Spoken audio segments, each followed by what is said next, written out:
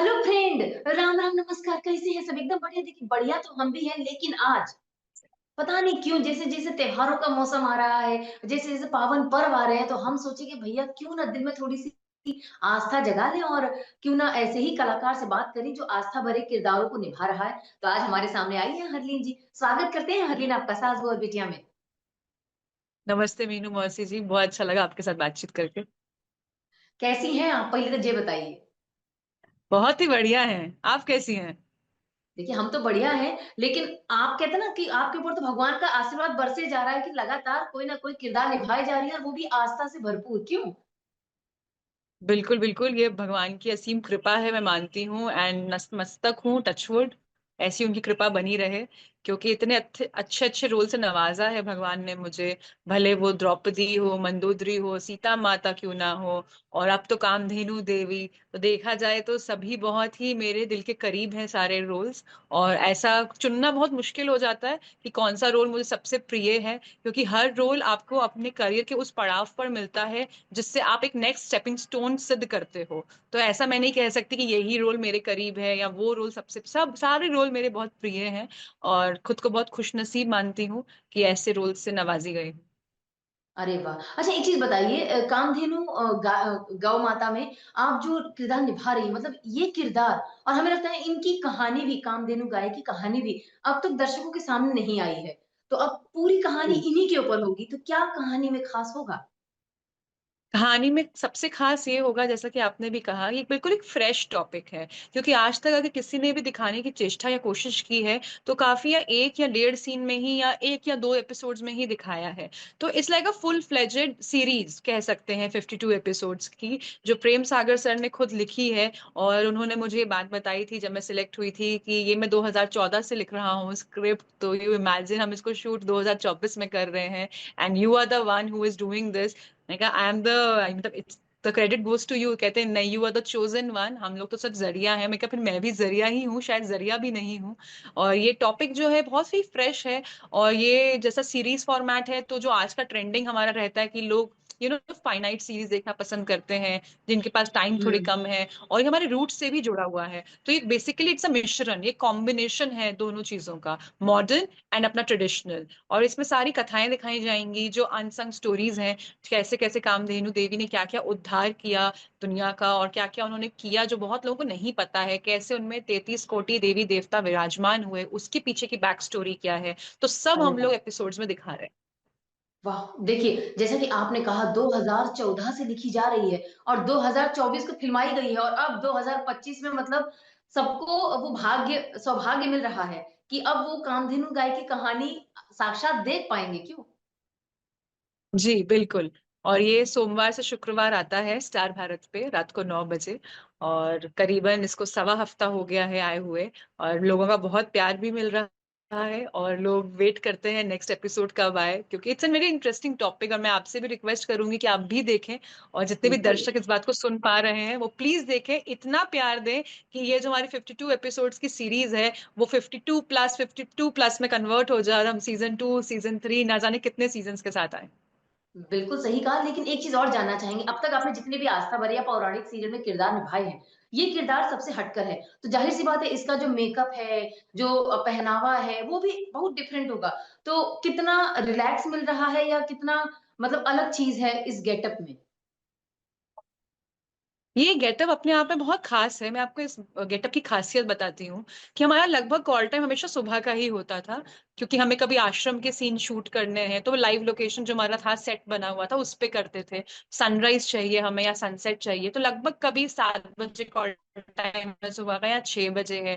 तो इतने call time मेरा रहता था। और ये सबसे मैजिक की बात क्या है कि अगर सेट में जैसे 25-30 लोग हैं, जब देवगण भी इंक्लूड होते थे किसी एपिसोड में, तो आप यकीन मानिए, आई एम नॉट एग्जैजरेटिंग, 25-30 लोग ऑन सेट टाइम पे 7 बजे रिपोर्ट करते थे, with ready, with your costumes ready, makeup ready. मुझे लगभग 2 घंटे लगते थे रेडी होने में। लेकिन मेरे जैसा जिस गेटअप के साथ भी, क्योंकि 45 मिनट्स मेकअप, फिर हेयर, 15-20 मिनट ज्वेलरी में टाइम लगता था, क्योंकि जैसा कि आप देखेंगे कि ज्वेलरी काफी सारी है और सब कुछ पहनना पड़ता था, कुछ भी कॉस्ट्यूम्स में अटैच्ड नहीं है। तो ये मुझ जैसे इंसान को जिसको 2 घंटे लगते थे रेडी होने में, वो भी 1.25 घंटा या 1.5 घंटे में रेडी हो जाता था। तो it was literally a magic on set कि सब कुछ बहुत स्मूथली हुआ। हमने 52 एपिसोड शूट किए, लेकिन कुछ भी कभी भी पैनिक मोमेंट नहीं आया सेट पे। It was very smooth, very divine, ऐसा लगा था कुछ मैजिक हो रहा है सेट पे, सब लोग रेडी हो जा रहे हैं, टाइम से हो भी जा रहा है। हमारे डायरेक्टर साहब राकेश सर बहुत ही चिल, उन्होंने, मैं कल ही बात हुई उनसे, तो इतनी कामली हमारे मतलब पूरा शूट किया। DOP sir, for that matter आप प्रोड्यूसर सर, वो भी थे सेट पे। और प्रेम सर को स्पेशली मैंने डे 1 पे कॉल किया, मैंने कहा thank you so much sir for giving me this role.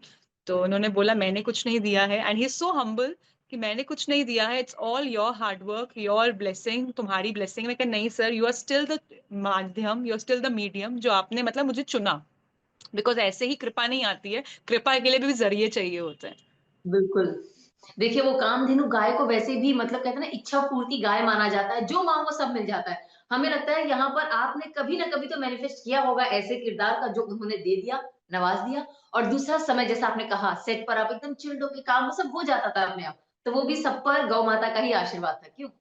बिल्कुल एब्सोल्युटली, मैं इस बात में कोई दो राय नहीं है। और मैं मैनिफेस्टेशन में बहुत बिलीव करती हूँ कि कभी ना कभी मैंने ऐसा कुछ ना कुछ, हमेशा इंसान थोड़ा सा लालची लोभी तो होता ही है, इंसान मांगता होती ही है। है। और मांगना भी चाहिए, मुझे ऐसा लगता है, क्योंकि जब तक आप बोलेंगे नहीं मिलेगा भी नहीं। और कुछ किस्मत में होता है, कुछ आप किस्मत अपनी बनाते भी हो, आई फील। तो बाकी चीजें जो है सब कृपा है, एंड मैं बहुत ग्रेटफुल हूँ जो मुझे ये रोल से नवाजा गया। एंड लिटरली जो कामधेनु हमारे कपिला है, कामधेनु गाय जो है, उनके मैं नतमस्तक होके डे 1 पे भी उनके चरण छुए मैंने बोला आपने ही कराना है, मुझसे तो हो नहीं पाएगा। मैं तो कस कर जाऊंगी किसी मैजिक के थ्रू, लेकिन करवाना तो आप लोगों ने ही है, बिकॉज आई फील ये रोल्स आपको मिल जाते हैं, पर इन रोल्स को निभाने के लिए ना आपके अंदर की जो स्पिरिचुअलिटी होती है, जो आस्था भाव और जो जेन्युइनिटी होती है ना, वो होनी बहुत जरूरी है। और ब्लेसिंग होनी बहुत जरूरी है, क्योंकि हमने भी देखा है कितने लोगों को रोल्स मिलते हैं बट वो कामयाब नहीं होते हैं। तो कुछ भी हम ऐसा ना करें जो लोगों को बनावटी दिखावटी, या ऐसा लगे यार नहीं बस हो रहा है, मजा नहीं आ रहा है देखने में, वो फील नहीं आ रही है गॉडेस वाली। तो वो हमने कोशिश की है, बाकी तो ऑडियंस सर आंखों पर रखती है हमें। And thank you so much for loving.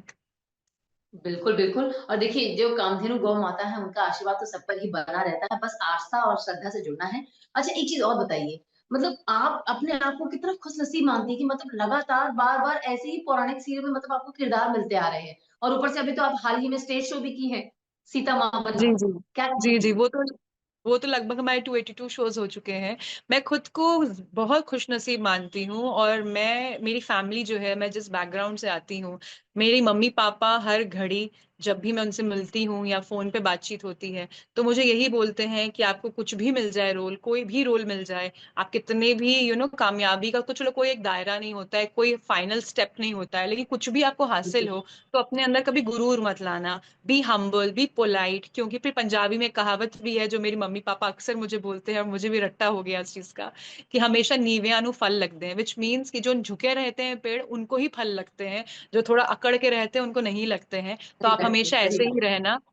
तो मैं, मेरी वही कोशिश रहती है कि इतने मुझे जो रोल्स अच्छे अच्छे मिले हैं, इट्स ऑल गॉड्स ब्लेसिंग।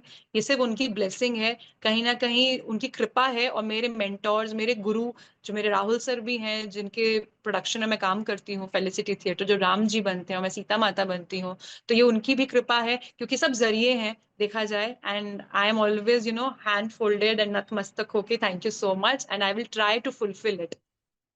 देखिए मेहनत तो आपकी भी खूब लगी है, कैसे आप पंजाबी हैं और देखिए जो जहाँ का रहता है उसकी भाषा में जो हिंदी भाषा है वो थोड़ी बहुत वहां की टोन आ ही जाती है। हम पंजाबियों से मिलते हैं पहचान जाते हैं कि हाँ ये पंजाबी है, ये बिहार का है, ये यूपी का है, ये यहाँ का है, राजस्थान का।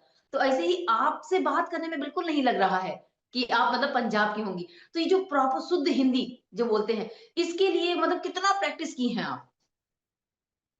मैं बताऊं आपको आपको एक और खास बात, कि मैं पैदा हुई थी धनबाद झारखंड में। तो कई अरे लोग मुझे ये भी बोलते हैं कि आप ये क्यों बताती हैं, मैं कहा, क्यों ना बताऊं, जहां से मैं पैदा हुई हूँ, जहां मैं 10th तक पढ़ी हूँ, वो बताना मेरा हम्म। फर्ज है। तो मैं आईसीएसई बोर्ड से पास आउट हूँ, तो वहां तक पढ़ाई की, फिर हमारा जो बैकग्राउंड है पंजाबियों वाला है, लेकिन एंड थिएटर, थिएटर को फुल क्रेडिट जाता है एंड स्कूलिंग को भी जाता है। थिएटर को थोड़ा ज्यादा मार्क्स इसलिए जाते हैं क्योंकि थिएटर में तलफ्फुज, डिक्शन कैसे ठीक कराई जाती है, और आप करना चाहते तो ठीक होती भी है। तो 2011 से मैं थिएटर कर रही हूँ टिल नाउ, और आगे भी करती रहूंगी, टीवी सीरियल्स फिल्म्स के साथ साथ, सीरीज के साथ साथ।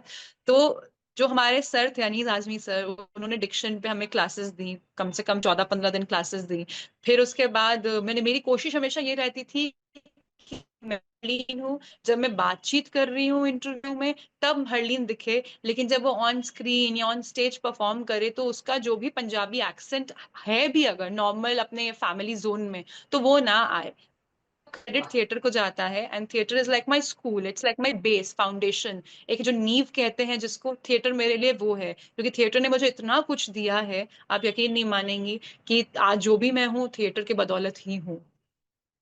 अरे वाह! अच्छा, एक चीज़ और जानना चाहेंगे, कैसे देखिए टीवी हो या मतलब छोटा पर्दा हो, थिएटर, दोनों बहुत डिफरेंट हैं। छोटे पर्दे में आपको 2-3 बार मौका मिल जाता है कि अपने डायलॉग वापस से रिपीट कर लिए जाते हैं, टेक रीटेक हो जाता है, अच्छा इस सीन को और बेहतर किया जा सकता है, वहाँ हो जाता है। लेकिन स्टेज, स्टेज एक ऐसी जगह है वन टेक आर्टिस्ट, वहाँ पर एक ही बार मौका मिलता है और एक ही बार में आपको फुल परसेंटेज देना पड़ता है।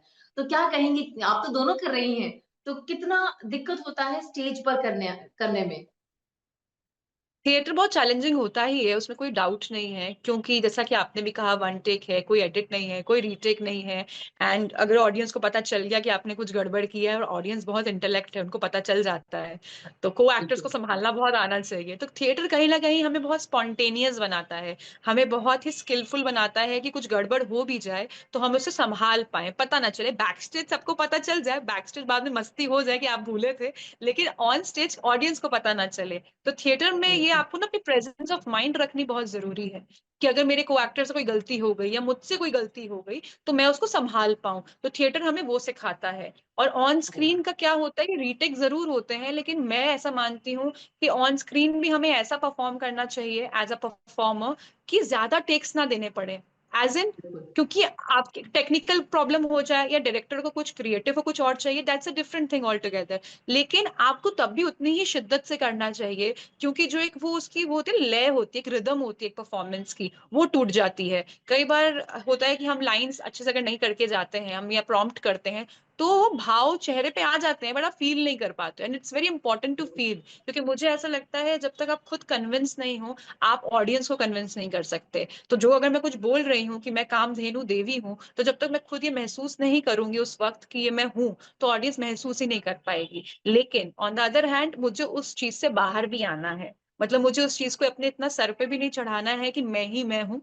जैसा मैंने पहले भी हुँ, कहा, वो सही घमंड और बात। वो सब चीजें नहीं लानी है, वो ऑन स्क्रीन का दायरा था।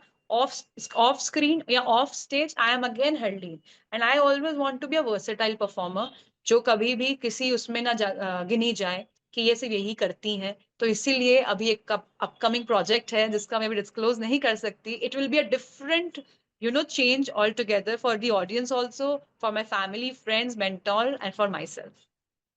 अच्छा, एक चीज़ और देखिए, अब तक जितने भी किरदार हम सुने, जाने, पहचाने, वो सारे जो किरदार हैं वो शांत स्वभाव के, क्रोध नहीं है उसमें, शांत एकदम संतुष्टि के साथ निभाए गए किरदार हैं। लेकिन आजकल के जितने भी कलाकार हैं ना, वो थोड़ा-सा ऐसा भी किरदार चाहते हैं कि अरे बस हमें आप फाइटर वुमन टाइप का रोल करना है, ऊपर मतलब सुपर से ऊपर वाला किरदार करना है। तो ऐसा कोई हरलीन का सपना है किसी किरदार को लेकर के, इस तरह का किरदार अगर मिले, तो उसको मैं 100% देना चाहूँ? बिल्कुल, मैं जैसा मैंने कहा कि मैं वर्सेटाइल परफॉर्मर में चाहती हूँ कि खुद को नहीं जाऊं, और मेरे को वो लोग वैसा पहचाने कि अगर हरलीन तो वर्सेटाइल है, उसको आप किसी भी रोल के लिए बुला सकते हो, she can perform any role, be it हुँ, positive, negative, be it a vampish role, be it an action sequence. मैं चाहती हूँ, ऑफ कोर्स हर कोई चाहता है, क्योंकि मुझे ऐसा लगता है कि अपने कंफर्ट जोन से बाहर जब आप आते हैं ना, तो आप और अच्छा कर जाते हैं। ऐसा नहीं कहूंगी कि ये सब शांत रोल है तो सब एक जैसे ही थे, लेकिन सबके अपने अपने ना ग्राफ्स होते हैं। सीता माता का एक हुँ। अलग ग्राफ है, कामधेनु देवी का अलग है। आप एक ही तरीके से या एक ही सुर में नहीं बात कर सकते। जो मैं सीता माता के लिए बात करती हूँ जिस सुर में, मैं उस सुर में अगर आप देखेंगे, मैं कामधेनु देवी के लिए उस सुर में बात नहीं करती हूँ। और ये भी आपको बताती हूँ, मैंने सिर्फ बैठ के स्टोरी बोर्ड ये सब पढ़ा था घर पे, एंड क्या उसका स्वर निकल कर आया ना, मुझे आज तक समझ में नहीं आया कि ये हुआ कैसे। बिकॉज हम हमेशा एक ना आवाज बनाने की कोशिश करते हैं कैरेक्टर की, मैंने कभी वो कैरेक्टर की आवाज बनाने की कोशिश की ही नहीं। मैंने बस अपनी स्टोरी बहुत अच्छे से पढ़ी, मैंने एपिसोड स्टोरी बोर्ड बहुत अच्छे से पढ़े, और जब मैं ऑन स्क्रीन गई, क्या आवाज डिफरेंट निकलती थी कामधेनु देवी के लिए, मैं देखती हूँ, मैं खुद हैरान हो जाती हूँ। And it looks very nice also. मेरी ही आवाज है बट थोड़ा सा और अलग तरीके से निकलती है। एक्शन सीक्वेंस की बात करें, मेरा हमेशा से सपना था कि मैं कोई एक्शन सीक्वेंस करूं, मेरा अभी भी एक सपना है कि मैं एक रॉ एजेंट वाला रोल परफॉर्म करूं, बंदूक बंदूक लेके एकदम ऐसा कुछ परफॉर्म करूं। And I M manifesting it, वो भी पूरा होगा। और मुझे बहुत विश्वास है अपने भगवान पे, यूनिवर्स पे। तो जो मेरा जब मैंने कामधेनु देवी के लिए ऑडिशन बनाया था, त्रिशूल लेके बनाया था, जो मुझे मोनोलॉग मिला था, और पहुंची सेट पे, शायद 2 हफ्ते हो गए थे हमें काम करते हुए। तो सीक्वेंस आता है, मेरे फाइट मास्टर थे, कहते हैं आपको त्रिशूल से मारना है इस असुर को। मैं कहा हाँ, रियली? कहते, मैंने कहा ये मैंने ऐसा मैनिफेस्ट किया था। एंड आई ऑल्सो ऑडिशन हाथ में त्रिशूल लेके, और अभी वो एपिसोड टेलीकास्ट हाफ हो गया है।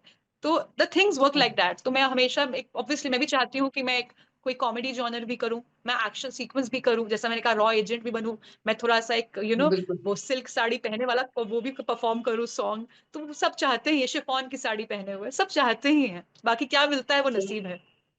देखिए, भगवान का आशीर्वाद बना रहे, सब कुछ मिलता जाएगा, बस सच्चे मन से, सच्चे दिल से प्रार्थना करें, बस। और हर दिन हमें लगता है ऊपर वाले एब्सोल्युटली, का बिल्कुल। आशीर्वाद आपके ऊपर ज़्यादा है, तो मिल ही जाएगा। हमें लग थैंक रहा यू है सो अगले मच।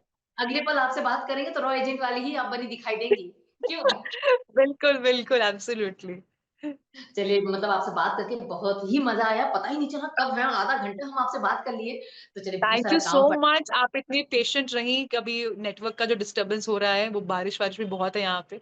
तो थैंक यू सो बिल्कुल। Much for understanding. एंड आपसे बात करके बहुत अच्छा लगा मीनू मौसी। आपकी जो ये अदाकारा है, क्या कहते हैं उसको, कमेंडेबल है, तारीफ के काबिल है। चलिए, फिर से आपसे मुलाकात करेंगे और इसी तरह थैंक खूब यू सारी सो बातें मच। करेंगे और आपसे बहुत सारी बातें भी जानेंगे, ठीक है? बिल्कुल बिल्कुल। ध्यान रखिए, बहुत-बहुत टेक धन्यवाद केयर, आपका। Thank you. और बाकी थैंक यू। दर्शकों से कहाँ जा रहे हैं? कहीं ना जाइए। सास बहू और बेटी का यूट्यूब चैनल का कर दीजिए, अरविंद बता दीजिए इनको।